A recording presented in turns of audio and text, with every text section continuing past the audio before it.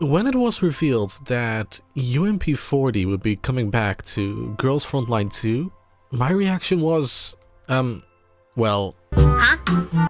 Like, she's gone. Dead. Properly deleted and not in the typical, oh, we didn't see it happen type of way. No, we know for a fact that UMP40 is not supposed to be here.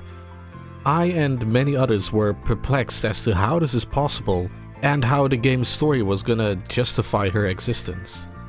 But now that her event, Breaking Butterfly, has come and gone, I can confidently say that UMP40, or more accurately Lainie's story, is a perfect example of how to bring back a character for a sequel. So let's talk about it.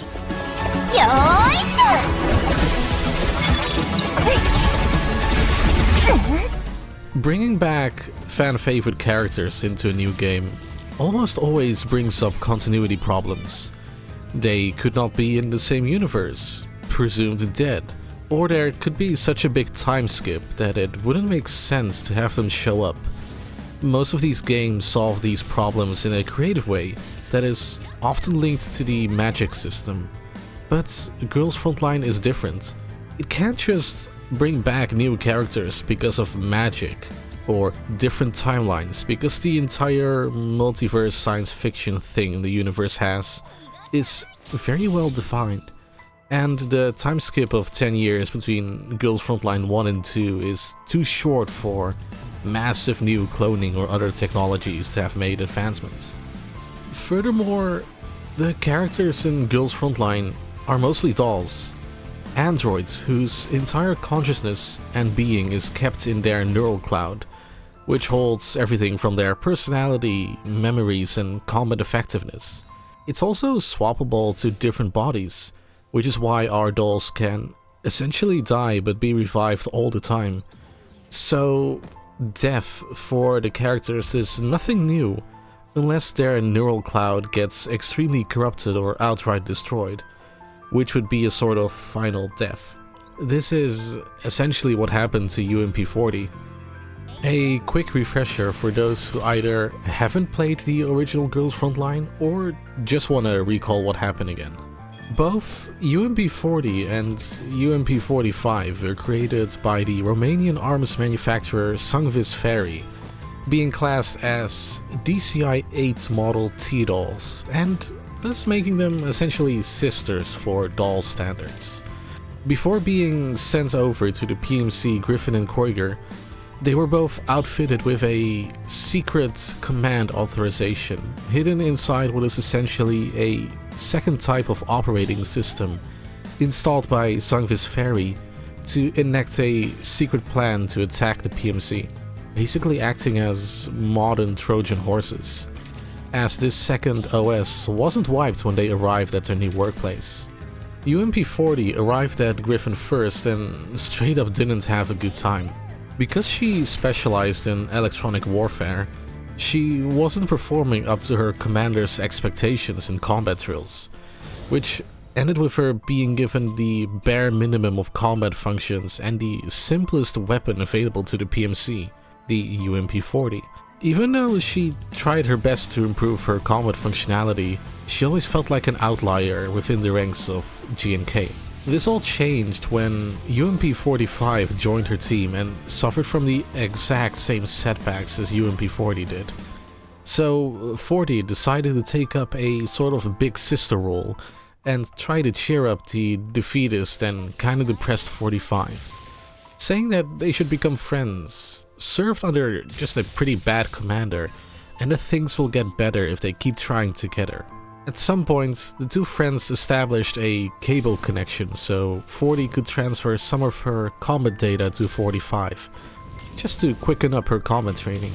It was here where 40 found out she and her sister shared so many connections in their neural cloud that the only conclusion she could make was that they came from the same place, with UMP45 serving as UMP40's replacement should Sungvis Ferry's plan fail.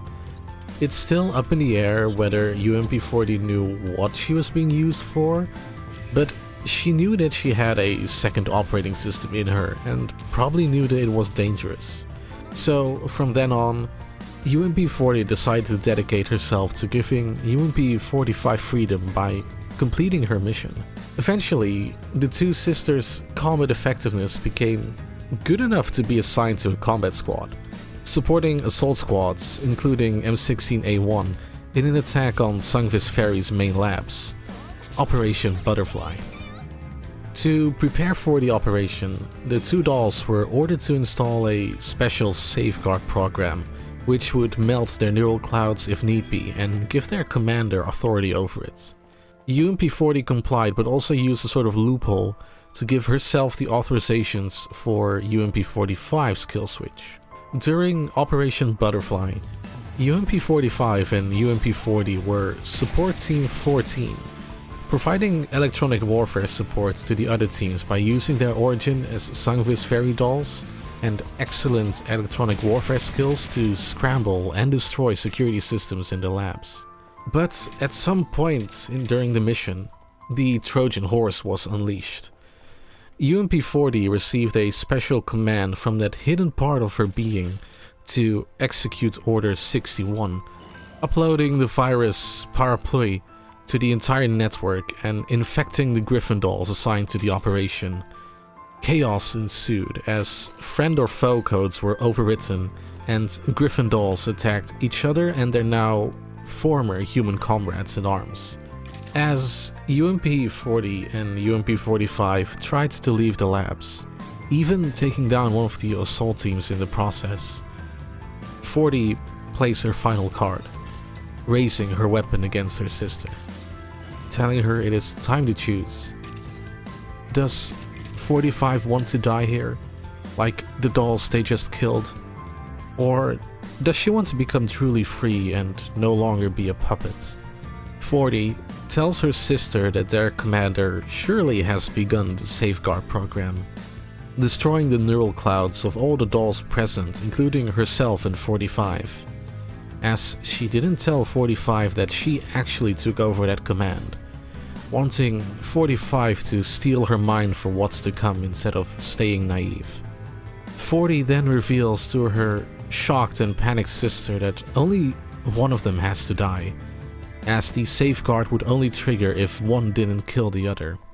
So 40 gives 45 some final messages hidden in one of her exoskeleton legs and dog tags, before grabbing 45's barrel and placing it on her forehead, basically wanting to die in battle instead of getting her neural cloud melted by some unforeseen force miles away.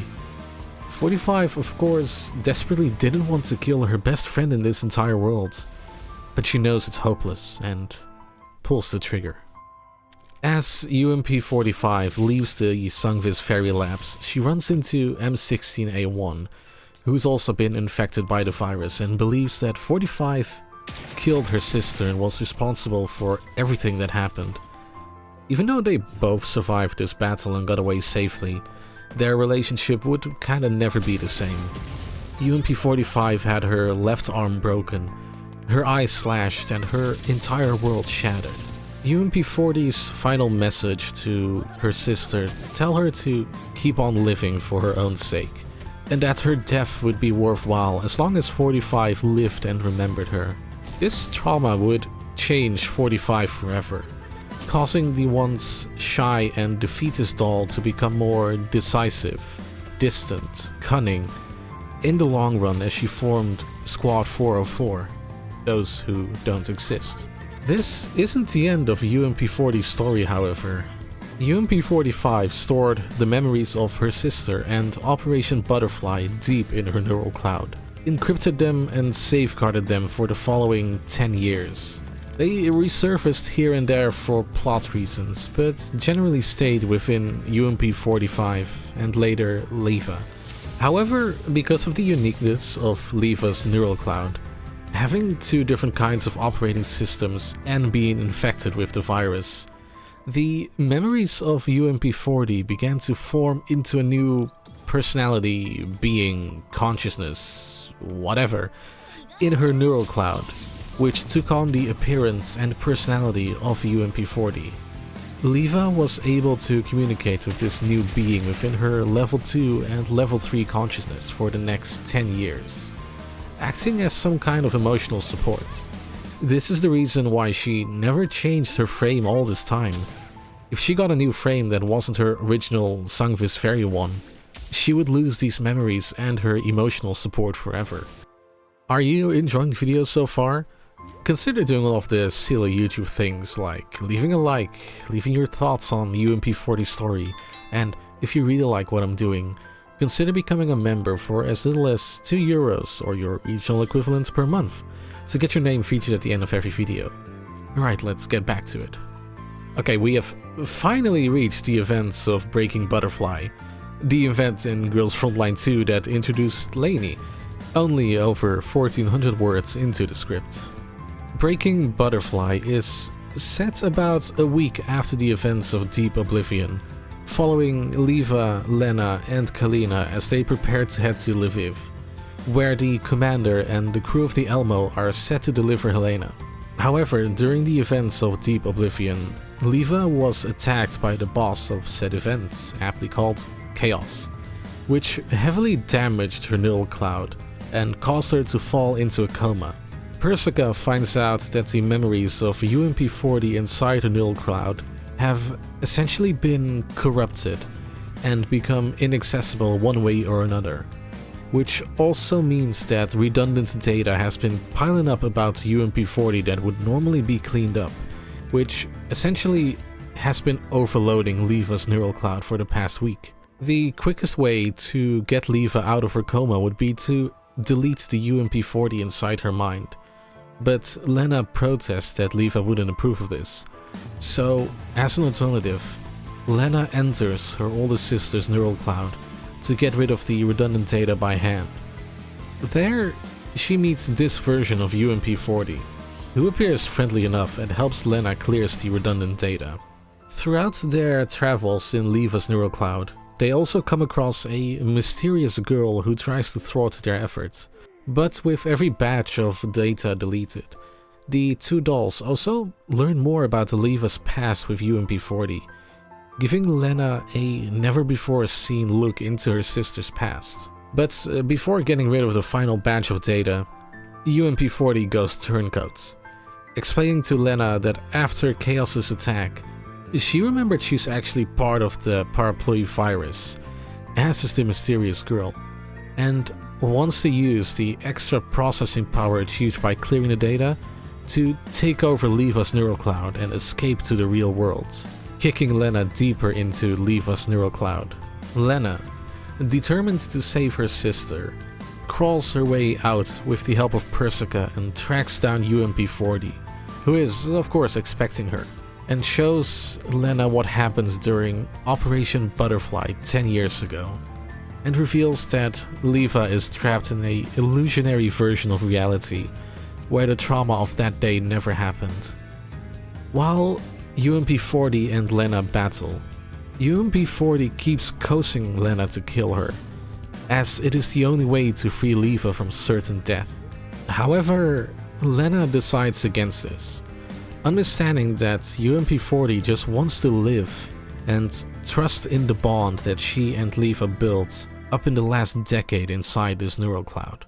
Eventually, Lena is proven to be right as Leva manages to break out of the illusion and confront UMP-40. Leva knows that UMP-40 didn't actually turn evil, but wanted to appear that way just so Persica would just delete her to save Leva, and also wants to find a way to help this new sister of hers, and decides not to repeat the trauma from decades ago. The three dolls team up to fight the mysterious girl, who is basically a new persona created by the parapluie virus, and thus UMP-40's newest little sister. UMP-40 rejects her, however, proclaiming to want to become her own individual and seeing Leva as her one and only family. With Persica's help, the three defeats the mysterious girl, wiping away the virus from Leva's neural cloud, but keeping UMP-40 free and intact. The now three sisters embrace, knowing that UMP-40 and Leva are both safe, their own being and never in trouble of being overwritten or deleted again in this way. It all becomes very emotional when it is revealed that, now that the virus is gone, UMP40 can be separated from Leva's neural cloud and put into her very own doll body, experiencing the world as her own being. Thus, this new doll needs a new name, and Lena decides to name this newest sisters of theirs Lainie. No longer the digital ghost of the long-dead UMP40, but her own being. A few days later, Lainie has been given her own body and promises to join the commander on the Elmo alongside her two sisters. To me, Breaking Butterfly is a textbook example of how to bring back dead characters without breaking the story or lore. As much as it pains me to say, UMP40's death is one of the most important events in the greater story of Girls Frontline, as, to quote a certain friend of mine, it is the impetus to turn an underpowered doll like UMP40, and later Leva, into a cunning, ruthless but loving and loyal doll, whose sacrifices and character developments because of her sister's death eventually mature her from a vengeance-seeking rogue doll into the leader of Squad 404 and later Hyde 404. If UMP40 was brought back without proper thought to the story, Leva's entire character arc would be null and void. This makes the way they actually did it work so much better. Firstly, it's extremely clear that Lainie is not UMP40. While she is made from Leva's memories of UMP40 and has the same personality, from the start, Leva too makes clear she knows they aren't the same and sees Lainie as a separate entity. And because Lainie is made from Leva's image of UMP40, she also isn't a perfect clone per se. Huge parts of UMP40's history is missing from Lainie, which allows her to flourish as her own being too. Secondly, the climax of Breaking Butterfly mirrors the events of Operation Butterfly, with UMP40 pointing UMP45's barrel on her forehead, begging her to kill her own sister to save herself. But now things are completely different. For one, Lena is now here to stop Leva from repeating the trauma, acting as a moral support she didn't have back in the day. And of course, Leva isn't the same weak and unsure UMP45 she was back in the day. She has defied the odds time and time again and has grown from it. So this time she surprised UMP40 by not going through with the plan, and instead doing anything she could to save her, even going so far as to troll UMP40 by pulling the trigger without having any bullets left on purpose, just to hammer home that fact. A final point I want to quickly discuss is that I think that this event and the results of it also bring a huge new question when it comes to the overall lore and technological limitations in the world of Girls Frontline. Because Lainie was brought into this world in a very unique way, being formed from Leva's memories of UMP40 and the parapluie virus. I don't think we've ever seen a new doll be born like this, so I do wonder what extra lore and stories Lainie will get in the long run. Anyway, what do you think about Lainie's story and how it brought back what is essentially a dead character? Let me know in the comments below. And if you enjoyed the video, consider subscribing or even joining the channel, as I post regular deep dives and reviews into the games that I love.